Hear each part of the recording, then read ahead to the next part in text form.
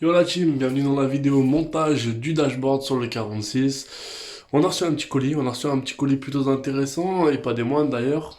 On a profité des Black Friday. J'ai payé mon petit dashboard à 460 € au lieu de 800 balles. Du coup, je viens de le recevoir, on va le déballer ensemble et puis vous allez nous suivre pendant tout le montage. Je sens qu'on va s'amuser à mort.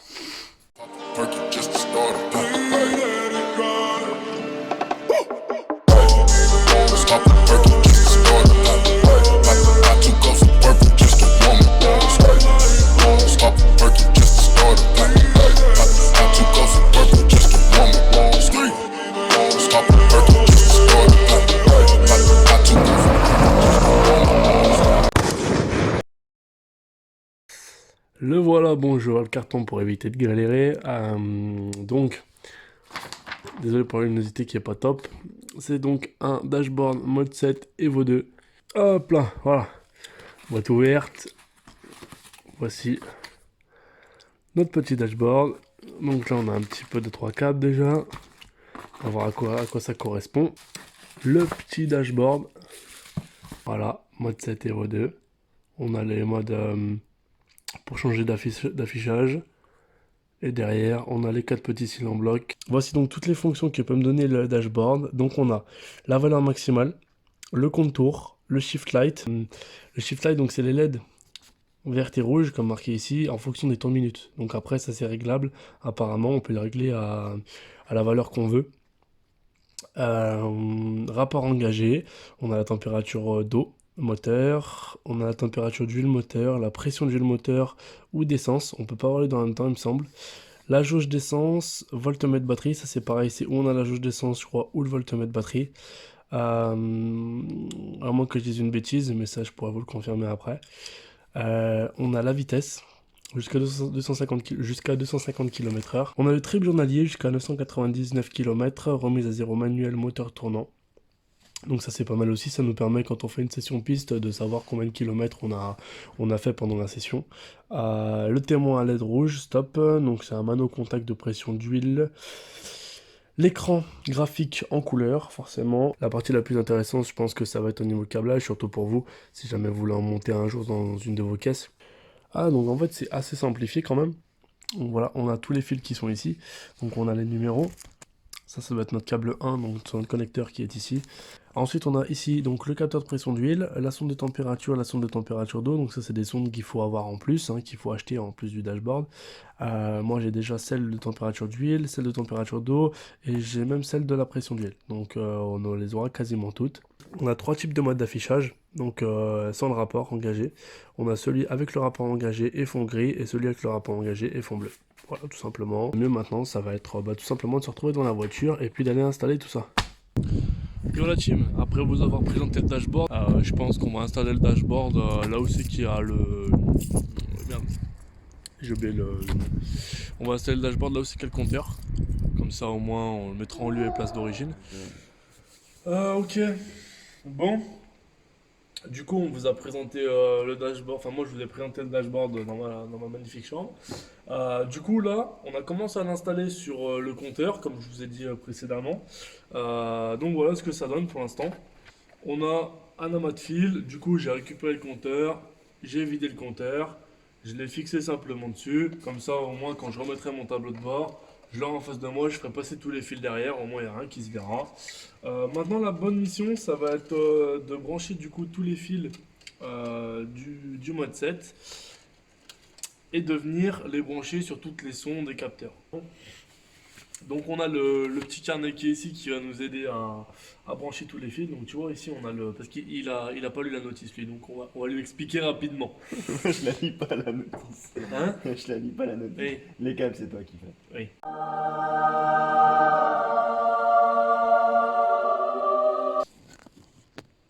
Oh là là.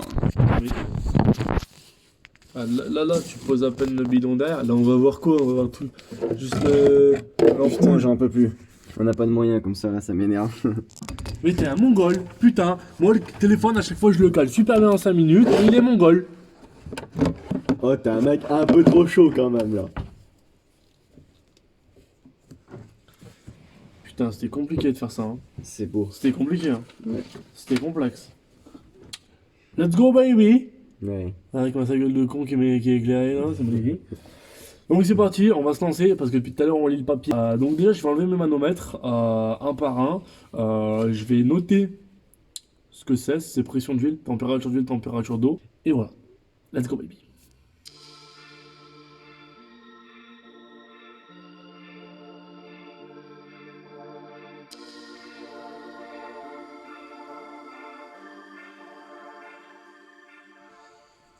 Bon voilà, on a du coup tout tombé ici, donc c'était tout monté sur la plaque qui est là.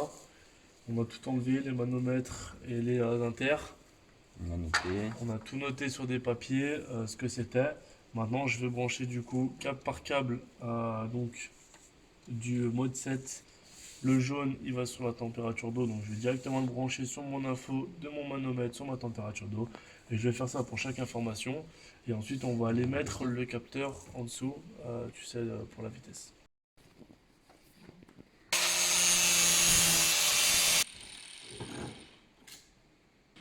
Ok, on a ce petit capteur du coup qu'il faut qu'on fixe entre 2 et 10 mm en fonction du capteur du petit aimant qu'on met sur l'arbre de transmission. Donc en gros il faut qu'on fixe notre aimant sur l'arbre de transmission. Ensuite il faut qu'on fasse une patte de fixation qui permet de venir fixer le capteur à 2 ou 10 mm de distance. Et donc du coup on est en train de faire la patte de fixation qu'on va fixer sur Sur un genre de renfort. ouais, sur un genre de renfort qui Ouais, est déjà présent sur la voiture. Ouais. Du coup voilà, on est en train de faire cette patte en fixation et il faut absolument la faire en alu. Il faut absolument pas la faire en acier parce que ça trouble le champ magnétique du capteur. D'après ce qui est marqué. C'est ce qui est marqué dessus. Donc on suit au maximum.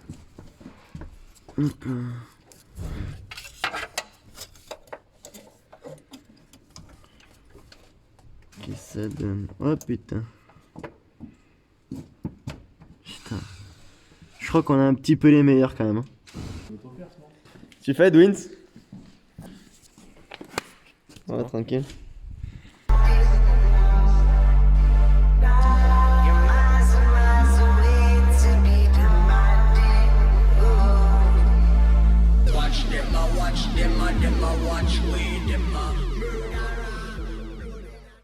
Il fume sa gueule, ce trou du cul. Ouais, de bon. Oh, comme t'es beau. Ah.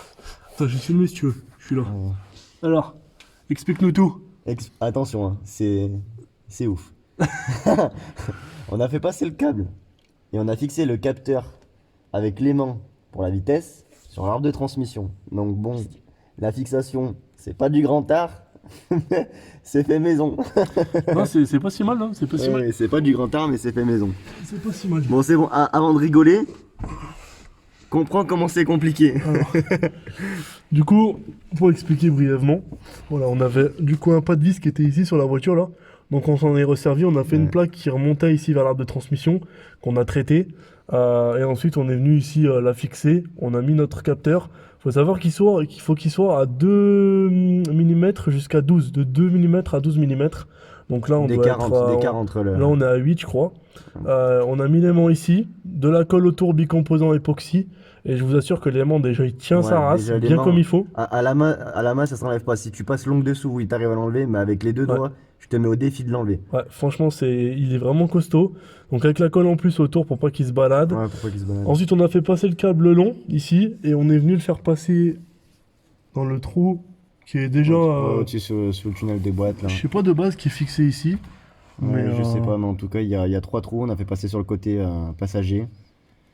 Et puis ben on l'a tendu un petit peu sans trop y tirer dessus et puis ben ça fait top, hein. Moi ça passe pas trop, ça passe pas, ça touche pas vraiment, enfin c'est vraiment assez éloigné de l'arbre de transmission et assez éloigné de la chaleur de la ligne.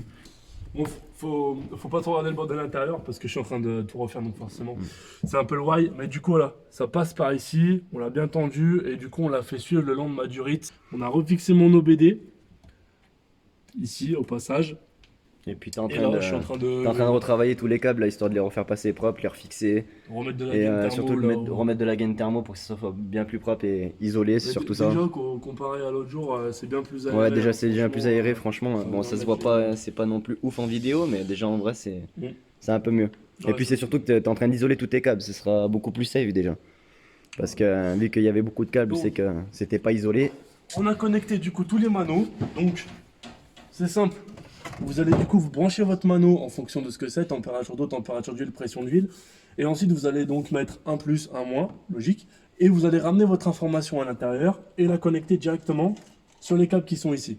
C'est simple. Si C'est vous tout achetez noté. C'est sur le tout. dashboard, c'est tout noté. Hmm. C'est simple comme bonjour, c'est marqué la couleur, à quoi le brancher.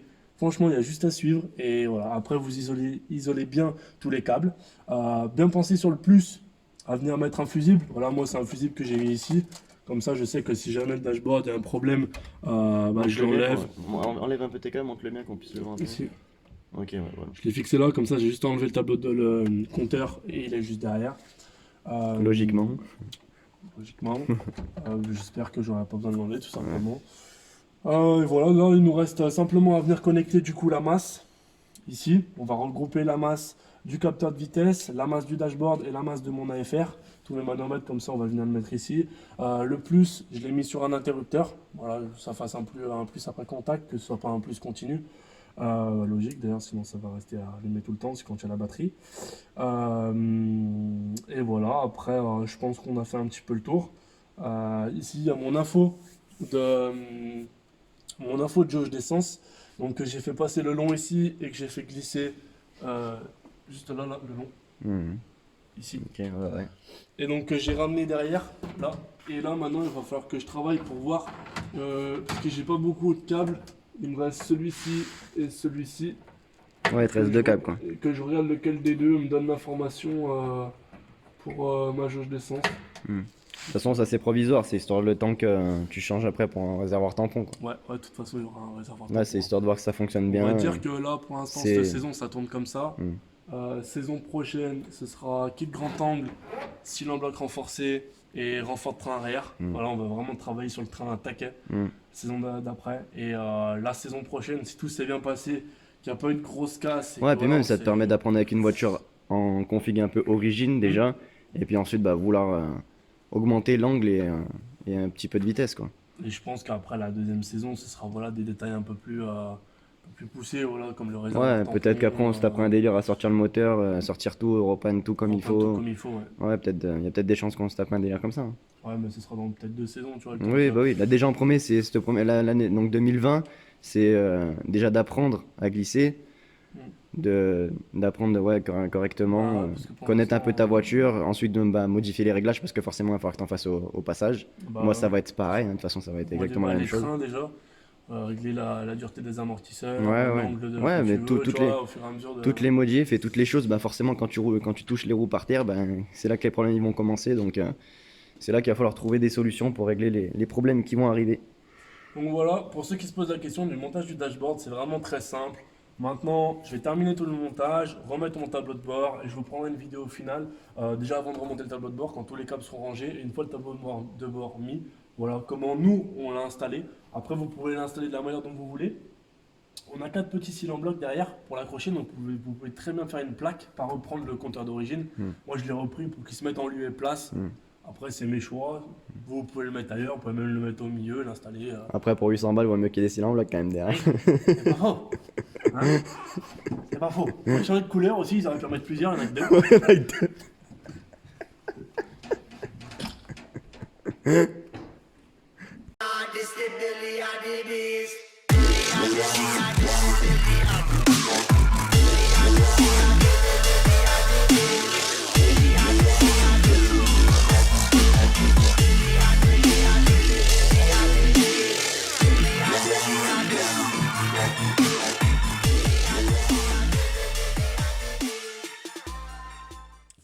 Yo les potes, voilà, on a fini de monter le dashboard. On va vous montrer un petit peu ce que ça donne une fois que le tableau de bord est mis. Du coup, comme promis, dans cette vidéo-là, il n'y aura pas trop de vidéos où vous le verrez fonctionner.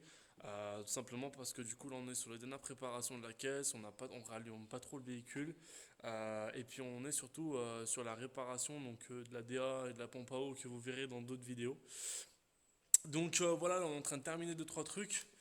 Vous allez aussi voir le frein à main hydraulique que vous verrez dans une autre vidéo. Là, c'est des images qui sont tournées un petit peu après parce que du coup, on n'a pas eu trop le temps de faire des séquences sur le dashboard malheureusement. Donc vous allez simplement voir comment on l'a installé. On vous a montré du coup comment on l'a branché. Il y a simplement une chose qu'on n'a pas eu le temps de montrer parce on n'a pas pu filmer. On était dans les câbles complets. C'est l'info compte tour. Donc pour avoir mon info compte tour, moi sur mon bloc à moi, sur le M60B40, je me suis branché directement sur ma prise OBD. Il y a un fil noir, il n'y en a pas 36, il y en a un seul. Il suffit simplement de repiquer le fil de votre dashboard sur le fil noir. Voilà, et ça vous donne l'info directement. Donc c'est comme ça sur mon véhicule, mais ça peut être différent sur d'autres types de véhicules. Donc maintenant le problème c'est que sur chaque caisse, le branchement va être différent. Vous voyez un petit peu la base dans notre vidéo, donc du montage. Maintenant si vous avez n'importe quelle question, n'hésitez pas à nous contacter pour savoir éventuellement comment le brancher. On sera certainement à même de vous aiguiller. Et surtout, comme on vous a dit, dans la petite boîte que vous voyez sur la miniature, il y a un detailing qui est vraiment top. Voilà, moi j'aurais pensé que ce soit beaucoup plus complexe à brancher. Mais au final, dans la vidéo, il n'y avait pas tant de choses que ça à montrer. Parce qu'une fois que vous avez toutes vos sondes et vos informations, il suffit simplement en fait, de suivre le branchement de la manière la plus logique qui soit.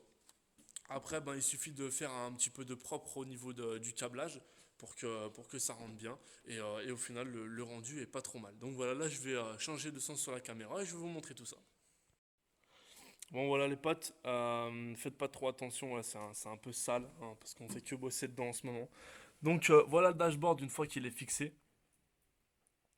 Voilà voilà. Ouais, moi je l'ai mis sur le compteur, j'ai mes fils derrière. Donc j'ai mis simplement le fusible de 2,5 ampères juste derrière. Comme ça j'ai juste enlevé mes deux vis qui sont là, je tire et je peux changer mon fusible si jamais. Parce que tous mes autres fusibles en fait sont sur la boîte qui est là-bas. Et j'avais fait des branchements spécifiques et j'ai pas retiré un fil spécialement pour ce fusible, sachant que je pouvais l'avoir à disposition assez facilement. Donc voilà, au moins ça me permet de l'avoir en fait quasiment en lieu et place d'origine. Il a ses 4 cylindres blocs derrière, donc il est très très bien fixé. Et au moins quand je serai en train de conduire, je pense que ce sera top. Donc voilà les potos, si vous avez n'importe quelle question, n'hésitez pas à mettre dans les commentaires n'importe quoi ou à nous envoyer un message éventuellement. Il n'y a aucun problème, on répondra le plus rapidement possible. Sachez que ce dashboard c'est vraiment top, surtout quand dans votre caisse, moi j'avais enlevé tout mon faisceau, donc ça me permet d'avoir toutes les informations que je veux et qui sont essentielles. Parce que oui, c'est des informations essentielles quand on va sur piste. Les moteurs, ils sont vraiment poussés dans leur retranchement, donc il faut des informations, un maximum d'informations pour pouvoir rouler sereinement et surtout que voilà, le setup que les setups soient safe. Donc voilà, on vous remercie à toutes et à tous d'avoir visionné cette petite vidéo. Je répète, si vous avez des questions, n'hésitez pas. N'hésitez pas aussi à vous abonner, à mettre des commentaires. Voilà, faut faire vivre un petit peu cette page. Faut nous proposer aussi du contenu éventuellement si vous voulez voir des choses. On essaye au maximum de monter les vidéos pour qu'elles soient fluides et que voilà, ce soit cool à regarder.